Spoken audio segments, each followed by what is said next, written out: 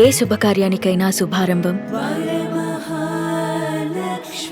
ఏ విషయం తెలుసుకుంటే ఇప్పటికి మీకు కన్నెంబడి నీళ్ళు వచ్చాయంటే ఏమని చెప్తారు? లేదు, మా అమ్మ ఆ రోజు చదివించుంటే ఈరోజు ఇది వచ్చిండేది కాదు కదా అని. ఒకసారి మా అమ్మ చనిపెట్టపడింది, నీకెవరు బ్రహ్మరాత రాయలేదు, రాత నేనే రాశాను, క్షమించు అని. అమ్మ ఆ మాట అన్నప్పుడు వస్తాయండి, కంట్రోల్ చేసుకోవాలి.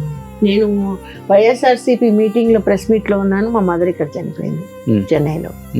అట్లా అట్లా అలా కళ్ళలోనే ప్రాణం ఏడ్చి డ్రై అయిపోయింది ఇంకా అంతే. ఆయన చూడ్డానికి బాడీ పెద్దది కానీ మనసు మాత్రం చిన్నది, కళ్ళలో నీళ్ళు వచ్చేస్తాయి. ఎవరైనా ఏదైనా ఏడ్చేస్తాను, అన్న ఏడ్చేస్తాను, దుఃఖం చూడలేదు.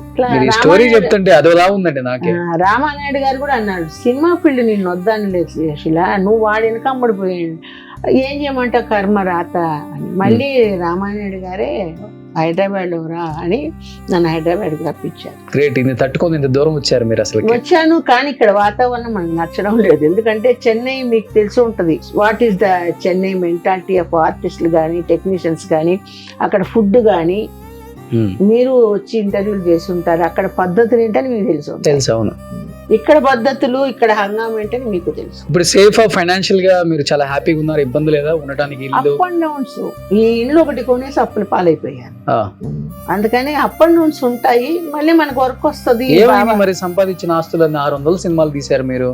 అప్పుడులో వ్యాంప్ క్యారెక్టర్లకి ఐటమ్ సాంగ్స్ కి మంచి పేమెంట్లు ఉంటాయి. రెమ్యునరేషన్ తక్కువ కదండి.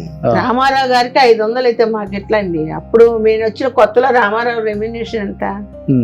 మీరు 82 లో వచ్చారు కదా. అవును, అంతకు ముందే ఆయన రెమ్యునరేషన్ ఎంత ఫస్ట్ లో? మీరు వచ్చిన టైంకి బానే ఉన్నాయి కదా, 50,000 30,000. అప్పుడు మనకు తెలియదు కదా, నా వయసు అంతా నేనెంత. రామారావు గారితో కొన్ని ఈ రోజు నేను రామారావు ఫాలో అవుతున్నాను కాబట్టి ఇండస్ట్రీలో నాకు ఇంత చెడ్డ పేరు లేదు. నేను మేకప్ వేసుకున్నాక ఆయనలాగే చైర్లోనే కూర్చొని ఉంటాను. నా వల్ల ఏ ప్రొడ్యూసర్ ఏ డైరెక్టర్ ఎవరికి ఏది ఉండదు. మళ్ళీ పేకప్ అంటేనే అప్పుడు వెళ్ళిపోయి ఇంటికి వెళ్ళిపోయి తీస్తాను మేకప్. హీరోయిన్స్ చూసే విధానం ఎలా ఉండేది ఆ రోజుల్లో? మీకు ఇచ్చే గౌరవం కానీ? నాతో అందరూ బాగుంటారండి. శోభన్ బాబు గారు కానీ అందరూ. ఇక్కడికి వచ్చాక ఫీల్డ్ మారిపోయింది. మేమంతా ఒకరికొకరు ఎక్కడ చూసినా ఏంటో బాగున్నావా అంటారు శోభన్ బాబు గారు. సత్యనారాయణ గారు, నేను ఎక్కువ వేసింది రావు గోపాలరావు, సత్యనారాయణ, ప్రభాకర్ రెడ్డి, సుత్వేలు, మొత్తం అందరు కామెడియన్స్ తో అందరి వీళ్ళతో చేశాను నేను. అట్లాగే శివాజ్ గణేశన్ గారితో చేశాను, విష్ణువర్ధన్ తో చేశాను, అంబరీష్ తో చేశాను, మమ్ముటితో చేశాను మలయాళంలో. అందరు నాకు ఇచ్చే గౌరవం నాకు ఉంటుంది, బాగా పలకరిస్తారు, బాగా మాట్లాడతారు. సో మీకు బాగా ఇష్టమైన హీరో అంటే పర్సనల్ లైఫ్ లో కూడా మీకు అడ్వైజ్లు ఇచ్చి గోపాల్ కొనుక్కో డబ్బులు వస్తే అని శోభన్ బాబు గారు ఇలాంటి వాళ్ళు? ఎందుకంటే వాళ్ళు రిచెస్ట్ పర్సన్ సౌత్ ఇండస్ట్రీలోనే. శోభన్ బాబు ఒకరు, మురళీమోహన్ గారు ఒకరు. శోభన్ బాబు గారి మాటలు విని మురళీమోహన్ ఈ రోజు జయభైరి దీంట్లో ఇంత ఇదిగా ఉన్నాడు. శోభన్ బాబు గారు ఎప్పుడు చెప్తారు, భూమి మీద పెట్టిన ఇంత పైసా కూడా వేస్ట్ అవ్వదు, ఏదైనా డబ్బు ఉంటే భూమి కొనుక్కొని పెట్టుకో, రేపు పొద్దున మనకు అదే ఆధారం అని చెప్తుంటారు. మీరు చెన్నైలో ఉన్న ఆర్టిస్ట్ కాబట్టి ఇప్పటి వరకు కూడా half of the Chennai Shobhan Babu గారిది అంటారు, నిజమే? ఉంది, మెహతా నగర్ లో ఉంది, తర్వాత ఔటర్ కట్ లో ఉంది. ఆయన అక్కడే సమాజ్ చేశారు, నేను కూడా వెళ్ళాను. ఆయన చనిపోయినాడని తెలిసి ఇంటికి వెళ్తే శవాన్ని తీశారు, ఫాలో అయ్యి నేను అక్కడికి వెళ్ళాను, తోటకి వెళ్ళాను. హీరోయిన్స్ లో ఎవరు మంచి చెడులు చెప్పేవాళ్ళు? రెండు షేర్ చేసుకొని పెద్ద హీరోయిన్స్ అందరితో చేశారు కాబట్టి, జయసుధ, జయప్రద, శ్రీదేవి, విజయశాంతి గారు అందరితో చేశారు మీరు. విజయశాంతి ఒకప్పుడు మంచి ఫ్రెండ్ నాకు. ఆ అమ్మాయి మ్యారేజ్ అయినాక ట్రాక్ ఇదైంది. రాధిక కూడా తిడుతుంటది నన్ను అప్పుడప్పుడు, ఎందుకంటే నా సొన్నెళ్ళడి అని తిడుతుంటది, ఎందుకంటే వాడిని ఎందుకు చేసుకుందామని. ఇండస్ట్రీ మొత్తానికి తెలుసు అది.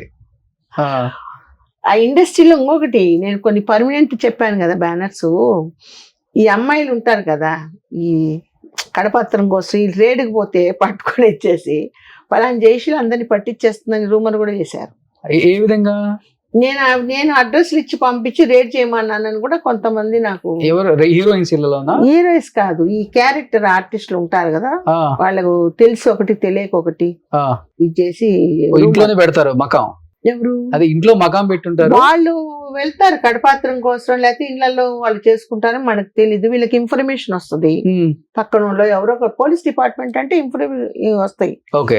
వచ్చినప్పుడు వీళ్ళు రేడ్కి వెళ్తారు. ఓకే. రేడ్కి వెళ్ళినప్పుడు పట్టుబడతారు, ఒక్కోసారి ఎస్కేప్ అవడానికి చూస్తారు, పారిపోవడానికి చూస్తారు.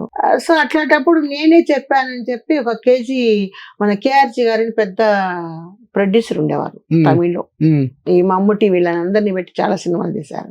నాకు బాగా తెలుసు, ఎందుకంటే మా పక్క వీధిలోనే ఆయన ఆఫీసు. ఓకే. సో ఎప్పుడన్నా వెళ్ళి కలుస్తూ ఉంటాను. ఆయన పిక్చర్లు నేను చేశాను, నీలగిరి అవన్నీ. మీరు రైడ్లు చేస్తానని చెప్పిన ఆర్టిస్టులు ఎవరు, లేడీ ఆర్టిస్టులు? ఉన్నారు, వాళ్ళ పేర్లు ఎందుకులేండి, ఉన్నారు కొంచెం అతి అతి తెలివి వాళ్ళు ఉన్నారు, 2-3. నేను పోయేది వాళ్ళు పట్టుకుండేది, వీడు మధ్య నాకేం వచ్చింది. మీరు పోలీసుతో ఉన్నారు కదా, పోలీసు వాడేదో ఇది పడితే మా ఇది లేక మేము సంసారం చేసుకుంటున్నాం, నాకు ఏమొస్తుంది మిమ్మల్ని పట్టిస్తే. అప్పుడు ఉండే అసలు ఇట్లా ఉంటాయండి, లేకుండా ఎట్టుంటది. ఇప్పుడు మా ఇంట్లో మా వాడే చెప్పేవాడు, దాన్ని రేడుకు పోయాను, వదిలేసి వచ్చాను, వద్దులే పాపం అనేసి అని కొన్ని చెప్తాడు ఇంట్లో. మీ వారే చెప్తారు మీకు? వదిలేశాను. కొంతమంది పెద్ద హీరోయిన్ అమ్మ వాళ్ళే ఉన్నారు. అయ్యయ్యో. వాళ్ళే జుట్టు పట్టుకొని ఈడ్చుకొని వచ్చి కొట్టిన రోజులు కూడా ఉన్నాయి. ఆయన పెద్ద పెద్ద హీరోయిన్స్ మదర్స్ డే వాళ్ళు ఈ పని చేస్తుంటే అవి నేను చెప్పకూడదు.